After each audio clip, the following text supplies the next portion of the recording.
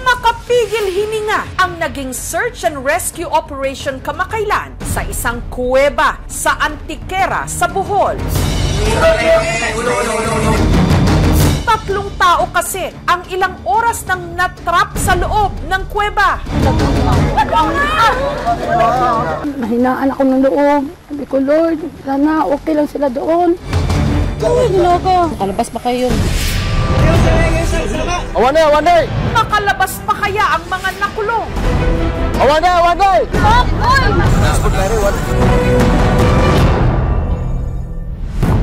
Ang mga pumunta sa loob ng kuweba ang magkakaibigang Mary Rose, Cielo at Carlo. Kwento ng ina ni Mary Rose. Bandang 5:15 si Mary Rose na nagpaalam na maligo. Sabi ko, hapon na. Ang pupuntahan daw nila ang Tubang Spring and Cave na ilang minuto lang ang layo mula sa kanilang tahanan. Kampante ako kasi palagi naman sila doon naligo. Pero mag-aalas 7 na ng gabi, si Mary Rose hindi pa rin daw nakakauwi. Kinakabahan ako. Sunod na lang nabalitaan ni Edeltrudes na natrap sa kuweba ang kanyang anak at ang mga kaibigan nito.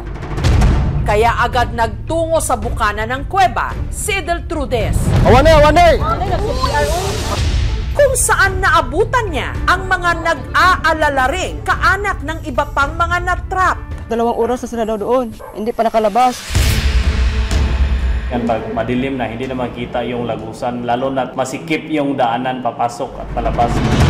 Ang mga kawani ng MDRRMO, ng BFP at ng PNP nagsagawa ng search and rescue operation. Yung responders natin, dala-dala yung basic equipments na para makatulong doon, yung lights, yung rope.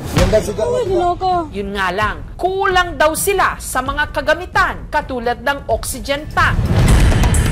Hindi rin nila basta-basta mapapasok ang kuweba dahil wala raw expert diver sa kanila. Ang tubig kasi sa kuweba, umabot ng 6 to 8 meters ang lalim. Kaya, ang naging diskarte ng grupo, Tinatay nila with a stick rope para mabigyan ng liwanag yung sa ilalim. ang liwanag daw ang magsisilbing gabay ng mga natrap para matuntun nila ang daan palabas. At nag-ingay rin sila bilang pahiwatig sa mga natrap na may mga nag-aabang sa kanila sa labas. Narinig nila yung pokpok namin ng bato. Ilang sandali pa.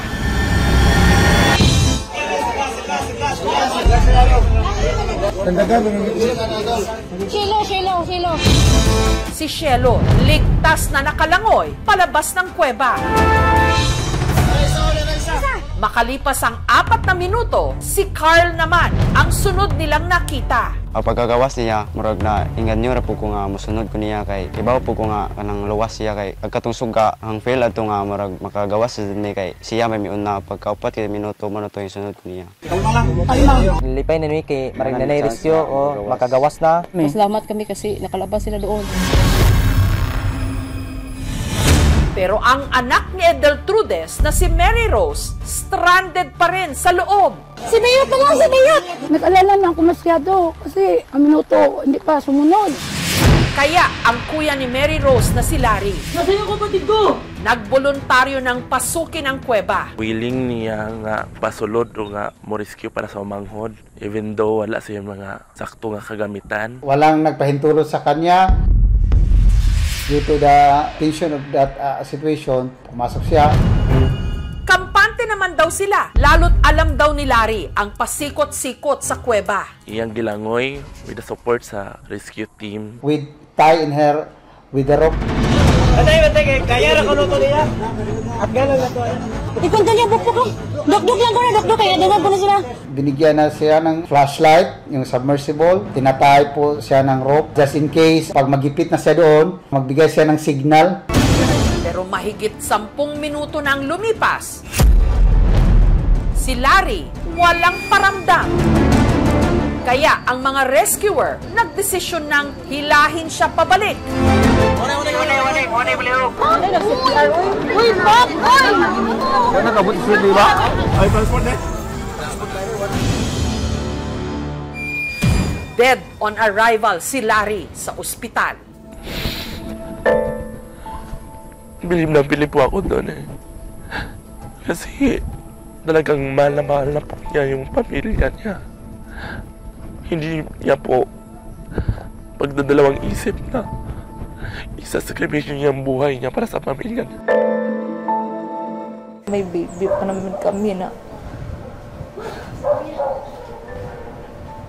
ang ipapangalan ko sa dito Larry Jr. Jr. ko na naman.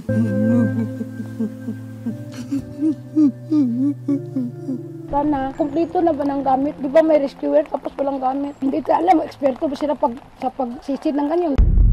Yung kakulangan talaga is yung budget na namin. Yung kagamitan po sa land rescue, mayroon naman. Pero pagdating doon sa tubig, oxygen tank, yung mga pag-swim, wala. Magpo-propose po kami sa upcoming budget hearings for the coming years na mapagtugunan tong klaseng mga equipment. Ang mga rescuer humingi na ng tulong sa Special Operations Force ng Coast Guard Western Bohol sa pag-asang ligtas pang mailabas si Mary Rose na nung mga sandaling yon, 4 na oras nang stranded sa kuweba. Medyo malayo kaya biniyahe nila mga 20 to 30 minutes. Masyadong risky para sa kanila para magsagawa ng search and rescue. Scuba tank and complete diving gears. Ang entrance pala is medyo may kakiputan with complete diving gears. Hindi na maayos yung hangin doon. Sa una nilang pagpasok, agad nilang natukoy ang kinaroroonan ni Mary Rose at buhay pa siya. Hindi na ilabas ma'am dahil under panic attack yung bata. Pero sa kanilang ikalawang paglusong, Unang ginawa namin, yung may hangin man kami ma'am na 2 breather sa regulator, binigay sa victim. In-encourage namin yung victim ma'am na sumama sa amin. Nilagyan namin ng face mask, goggles, sinabayan namin paangat. Hanggang sa makalipas ang 8 oras, si Mary Rose ligtas na ring nakalabas. Ako ka-expect na mabuhi pa day ko. Abi nagdi na ako ma-rescue. Mahigit 1 linggo matapos ang insidente, hindi pa rin makapaniwala ang magkakaibigan sa nangyari sa kanila. Pamatay na nga, kanang di na makukangin, lugos na may ginawa. Lugos ng ginawa. Natingaran may pagtataod kay lugos na may ginawa kay. Sobrang dilim din daw sa kuweba, kaya't hindi nila mahanap ang daan palabas. Ako'y gawas una, sunod si Mary Rose. Ako'y magpabilin sa sulod kay magbuhat ako ito nga paiwag ako sa ilang. Patuloy sila mo Pagkatag sa spot na buwian ako. Mutong wa na may pag-asa nga makagawas kay. Si Mary Rose naman, nagpanik nung ligtas nang nakalabas ng kuweba sina Shelo at Carl. Ang gibuhat ato kaning mo nang haway na lang jud ko sa mga bato aron di ko matig-ilaw kay hang tiil mo binhad man siya or mo bigkag. At ang kanyang kwento, nagkita pala sila ng kanyang Kuya Larry nung sinubukan siya nitong sagipin. Gibira mo ko ni sa ato and then himbalik ko kay pasidran og tubig hang baba. Awan ako kibawa sa siya kay ngit-ngit naman kadyo. Ana ko'y nakitaan. Si Mary Rose ni hindi raw nakapagpasalamat sa kanyang kuya. Salamat sa imong pagpangga na imong gisakripisyo, imong kinabuhi para lang makagawas ko sa cave. Samantala, ipinagbawal muna ng local government unit ng Antiquera ang paliligo sa batis at sa kuweba. Hindi po talaga ipapasara to totally. Nung opening, lagyan lang namin ng harang para talagang walang papasok doon sa loob. Pinaplano ng maigi ang pagpasok sa isang cave. Dapat meron tayong mga guide na talagang expert na dun. Kung may tubig, kailangan natin ng personal protection device. Dapat meron tayong tumatagal na ilaw. From time to time, meron tayong natatawagan sa labas. Nakakapag-advise tayo kung anong status. Pag nagpapanik po kasi ang nangyayari ay mabilis ang paghinga. So kailangan po pakalmahin natin siya. Pahingahin nyo sila ng malalim at mabagal. Larry, alam ko ano ni mo kamahal si Miyot, na kahit may anak ka na iniwan, hindi ka na dalawang isip na gawin mo yun. Og moabot magani kog mahuman magani kog eskwela og makabot na hang pangandoy siya hang himuong inspirasyon na. Bye.